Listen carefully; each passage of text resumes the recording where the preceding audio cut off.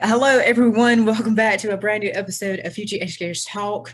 I am your host, Andrew Frett. As you can see or hear on today, um, I'm running solo today. Yes, I'm running solo. KJ is out, Damian is out, as well as Coach DJ is out. So I'm running solo. So we're gonna get to this together, okay? COVID-19 motto.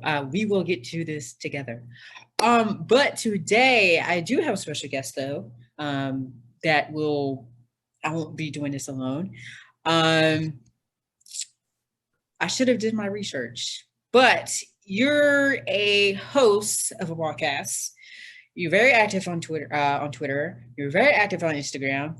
Um, and just tell us about yourself.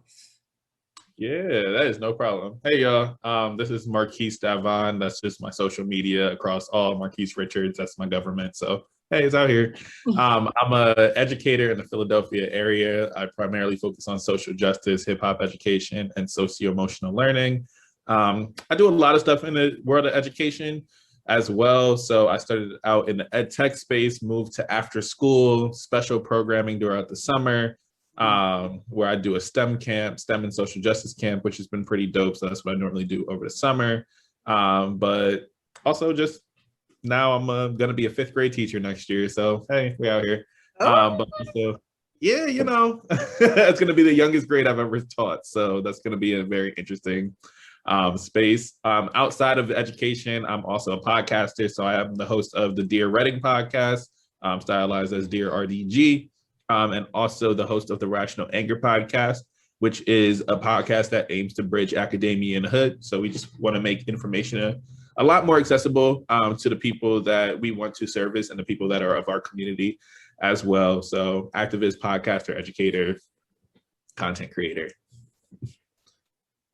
Busy man. I see, and a teacher up and coming.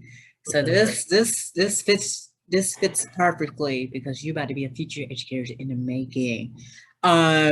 Speaking of all that workload on your busy schedule, which will shift into our main topic for today, which is mental health, how it can be overpowering, how it could be really take a toll on people. So I want to get with your busy schedule. How do you find time to kind of like spend time by yourself? Yeah.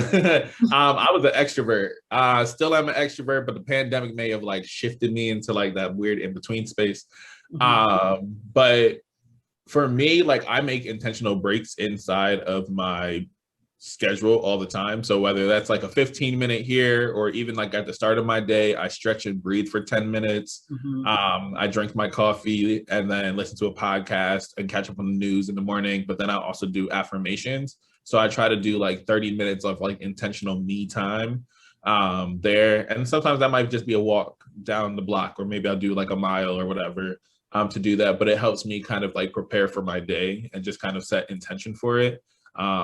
So that's definitely one way. But then also like I am just very much so becoming very close with my Google Calendar now. Like if it's not on a calendar, I will not remember. I'm going to be honest. So that's exactly what that's been. But I've always been like that since high school and college. Like I always had like a very busy schedule and I just had to fit sleep in between and then do it all over again. And then in college, I got a little better with it because I was just like, cool, now I need intentional breaks because do not bother me. But I tell people, set your boundaries, understand how you work and what you specifically need, and then accommodate as best as possible for that. Yes, definitely. Because you don't want to overwork yourself and then feel burned out, feel like, oh, you got to do everything all at once. So, definitely, especially with my busy schedule, because work, substituting, got to find time to, I have to find a time where I got to relax, enjoy my me time Okay. because Even during my days off, I always got to record broadcasts, make sure episodes goes out, make sure everything fits perfectly before I have my main time. Because if something goes wrong, then I have to go back and fix it. So always find time. So, my question to you is: once you become a teacher, and with the broadcasting, and with the summer camps, will you ever have time to for yourself? Yeah, most definitely. I am so serious about my me time. They will tell you.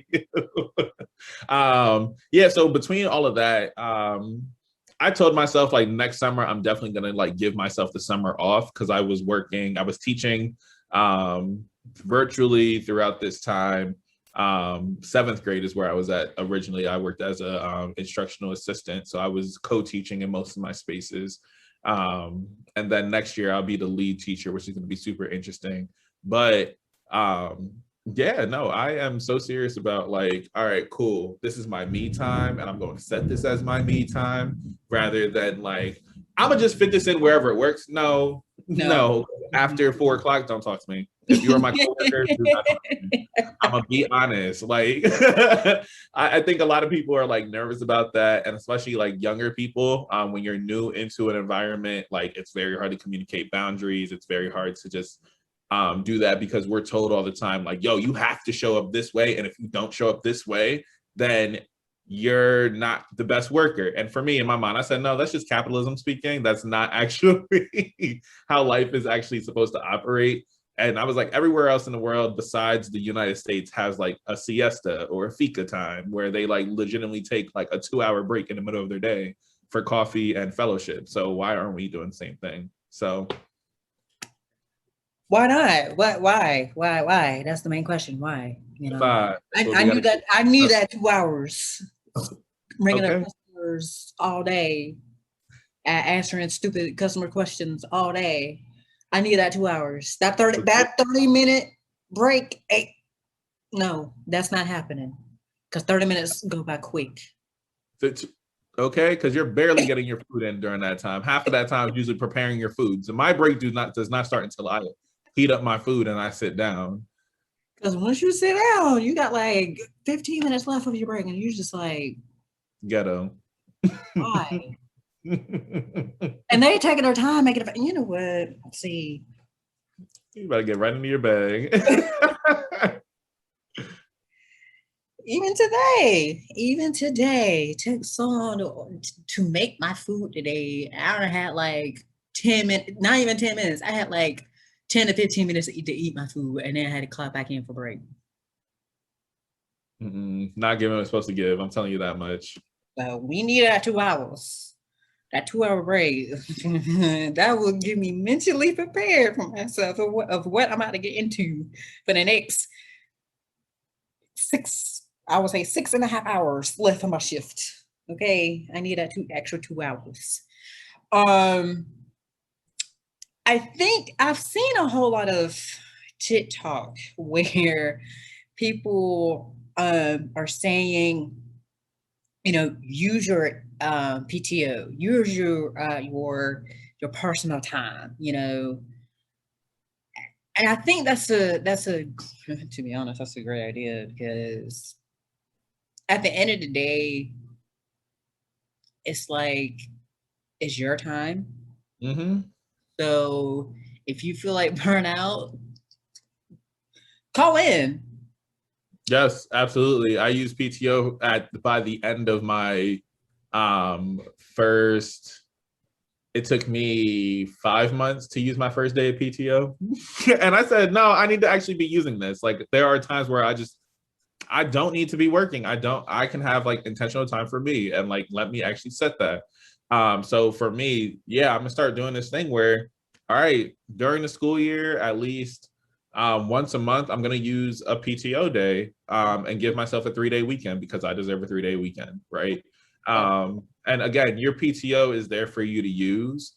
Like Use they it. accounted for this time, you can use it. I had to learn like, oh, me overworking myself actually isn't doing me justice, especially if I have to show up for my kids every single day. yeah, I need time for me. Like if I'm not modeling, giving myself time, how are we supposed to do the same thing with our kids? To really talk about mental health, especially because a lot of schools are becoming trauma informed. A lot of spaces are like trying to implement socio emotional learning or SEL. And a lot of these things require us to be very honest about like, what do we need? But it's also sometimes hard to do because of being in the education space. It tends to be, I have to show up for my students all the time. No, I have to show up for me so I can show up for my students and their families. If I have to worry about teaching and educating the whole student, that requires me to be able to be intimate with my whole self. And if I can't do that, and if you're not promoting me to do that, ghetto, you're not doing what you need to do. So for me, like, I am so serious when I talk to my supervisors, or if I feel as if something's inequitable, they see my face before they hear my mouth. So if they know something's not right and I'm not comfortable with something, I'm very, very quick to like vocalize that. And they shouldn't get mad at you for using your PTO either. Absolutely. Oh, they don't. They know better. I will be honest. They told me on my day off saying, "Oh, we need you to come in." No. I put on request to be off on today. Do not call me. Like Please you don't. said, do not call me after 4 o'clock. Do not call me on this day. They Do not know, like, don't contact me after a certain time. If it is like a super emergency, you will know to call me 3 times in a row because my phone stays on do not disturb. That part. Yes. That's it. Or text me one. Text Okay. me. Before you call, text me to see what the situation. Now, if somebody call out, well, that's your problem. That's not my problem. Right. So, trying to think what else. Yeah, use your vacation time. Use it because I know how to use. I went on vacation. Actually, this past month, went on 2 different vacations because I said to myself, literally, I went on vacation for like a week, came back to work the next week, and then left again. I said, no, because it's like, it's not, to me, working at a retail store, it's like some days you're just like, I don't want to be there. Oh, most definitely. I worked at McDonald's. There are plenty of times where I said, this is ghetto. I don't feel like being here. What's the point?